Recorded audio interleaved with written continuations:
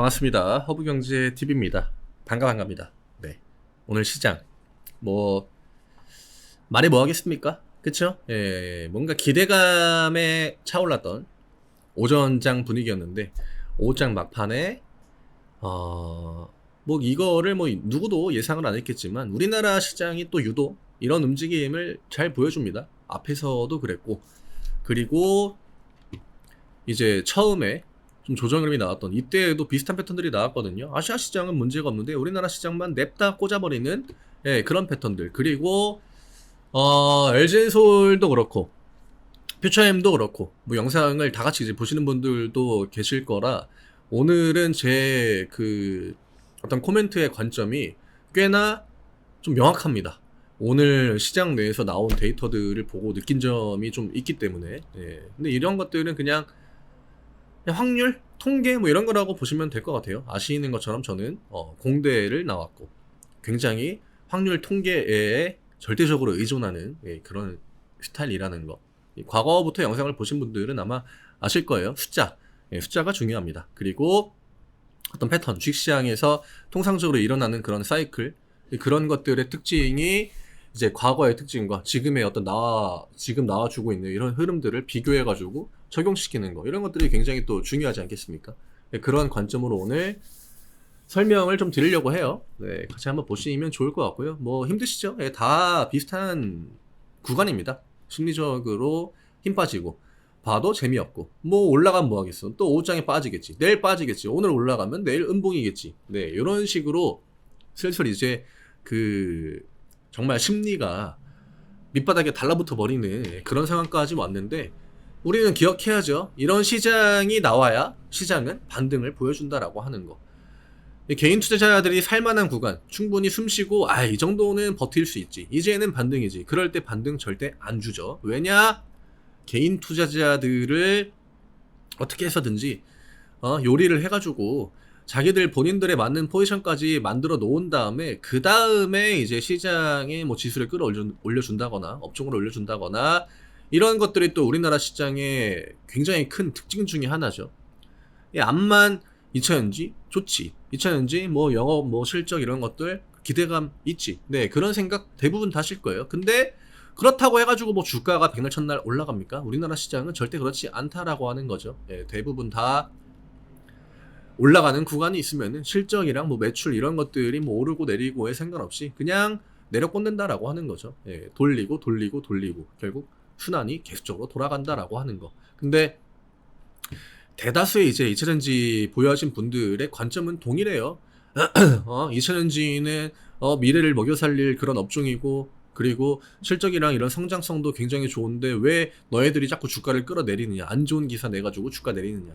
정말 지겹죠.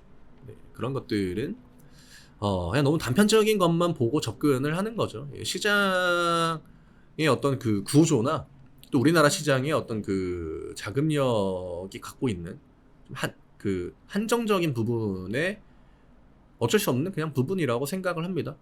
자금이 그렇게 넘쳐나는 시장이 아니고 엄청 큰 시장도 아니기 때문에 늘 이런 식으로 좀 순환이 돌아갈 수밖에 없다. 요즘에 조회수야 당연히 안 나오죠. 요즘 같은 투심에 조회수가 올라가겠습니까? 그리고 댓글들도 댓글 달 맛도 안 나죠. 이 주가 양봉 5% 6% 나오고 해야 이제 수익도 늘어나고 하면은 타다닥 해가지고 이런저런 이야기도 하고 싶고 하지만 저도 다 이해합니다.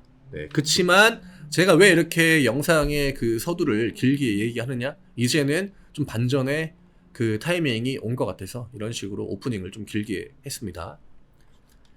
저희 카카오 채널 링크 영상 아래쪽에 남겨드립니다. 댓글에 파란 글씨 누르시고 무료 종목 신청 누르신 다음에 제가 생각해도 좀 웃기긴 하네요. 네, 포스콜딩스라고 남겨주시면은 저희가 안내해드리는 무료 종목들 같이 매매하실 수 있게 일주일 동안 대응 도와드리니까 오셔가지고 해보시면 좋을 것 같아요. 다음 주, 저는 개인적으로 다음 주가 터닝 포인트가 되지 않을까라고 생각합니다. 제가 10월 달에 반등 나올 것 같다, 그 코멘트를 드렸는데, 물론 지금 10월 달에 2거래일 지났거든요. 아직 반등 안 나왔죠. 그치만 아직 2거래일밖에 지나지 않았습니다. 10월 달은 아직도 많이 남아있다라고 하는 거죠. 그리고 우리가 생각해야 되는 거, 물론 지금 시장의 흐름은 이거를 막 기술적으로 설명하려고 하면은 이해가 안 되는 시장이기 때문에 굳이 그런 거에 너무 막 일희일비하고 그럴 필요 없고요. 일단 일정을 봐야 돼요. 우리한테 가장 중요한 이벤트, 지금 시장을 짓누르는 것 결국에는 금리입니다. 금리고요. 이 금리가 미국의 10년물 국채금리로 심리적인 영향을 주고 있고요. 그 다음에 결국 이런 것들이 각 나라의 지금 환율 문제, 그 다음에 여기에 이제 플러스 하나 유가. 이 유가는 일단은 고개를 좀 내렸죠. 그 다음에 10년물 국채금리도 어제 그 윗꼬리 달고 조금 내려왔죠. 그리고 일본 같은 경우에는 엔화, 엔달러가 문제였는데, 엔달러는 사실 이 150이라는 굉장히 좀 심리적으로 강한 저항 라인이 있기 때문에 150을 뚫기는 좀 힘들 거라고 봐요. 그래서 150을 거의 뭐 터치하는 순간 순식간에 후다닥 하고 내려왔죠. 뭐 일본 정부가 개입을 했다라고 하지만 일본 정부가 말을 하죠. 자기네들은 얼마 개입 안 했다. 근데 그냥 자기들이 알아서 내려간 것 같다. 왜냐? 150에 대해서는 방어를 해줄 거라는 그 심리적인 압박이 있을 겁니다. 결국 이런 것들도 다 우리나라 환율, 원달러도 마찬가지고요. 이런 것들이 지금 뭘 말해주느냐? 지금 시장을 짓눌렀던 그 어떤 매크로 환경에서 나오는 거시적인 데이터들이 얼추 고점 부근에 있다라고 하는 거예요. 저항을 막기 쉽다라고 하는 겁니다.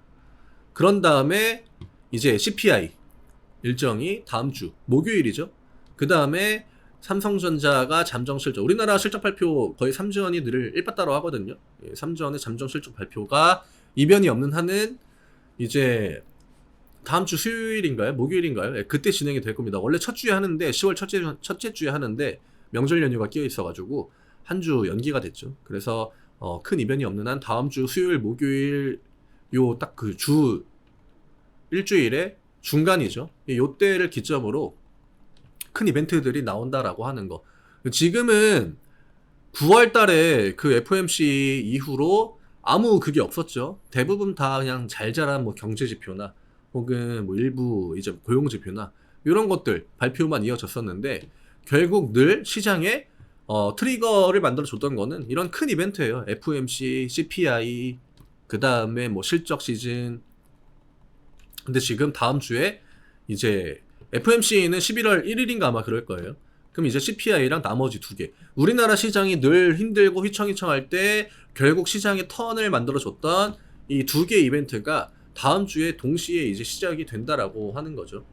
그러면 지금 2달 반 정도까지 이어지지 않았습니까? 이때가 7월 26일이니까 거의 이거, 그러니까 2달 하고 이제 얼추 한 5거래일 정도 지난 것 같은데 다음 주까지 되면 한 10거래일 정도 되겠죠? 그러면 2달 반. 저희가 처음에 이 정도는 조정이 나올 겁니다. 아마 금방 안 올라갈 겁니다. 제가 그 욕먹는 거를 무릅쓰고 계속적으로 코멘트를 드렸던 그 2달, 3달 정도의 시간이 이제 얼추 되었다라고 하는 거죠. 예. 이게 지금 와서 이야기를 드리는 거지만 물론 뭐 이때 주가 더 가면 좋죠. 더 가면 좋지만 우리나라 시장은 늘 과열 구간이 오면은 그거를 빠르게 혹은 좀 천천히 강제로 시켜버리는 그런 구간들이 옵니다. 왜냐? 개인 투자자들이 돈을 계속적으로 벌어가는 거를 외국인과 기관들이 용납을 하지 않죠. 그리고 외국인과 기관들은 개인들의 매수세를 최대한 자기들한테 유리하게 이용하기 때문에 같이 너나 할 거 없이 너무 좋다 너무 좋다 하면서 매수를 계속적으로 따라 붙는 그런 패턴들은 안 보여줍니다. 그냥 기대를 안 하는 게 좋고요. 지금 어쨌든 간에 이 시간 동안 개인 투자자들의 심리를 굉장히 좀 찍어 눌렀다라고 하는 거. 그 다음에 어제도 코멘트 드렸지만 포스코홀딩스의 주가가 50만원. 그 다음에 또 에코프로의 주가가 오늘 뭐 버티긴 했지만 어쨌든 간에 80만원 언저리까지 이제 음봉 한 개 정도.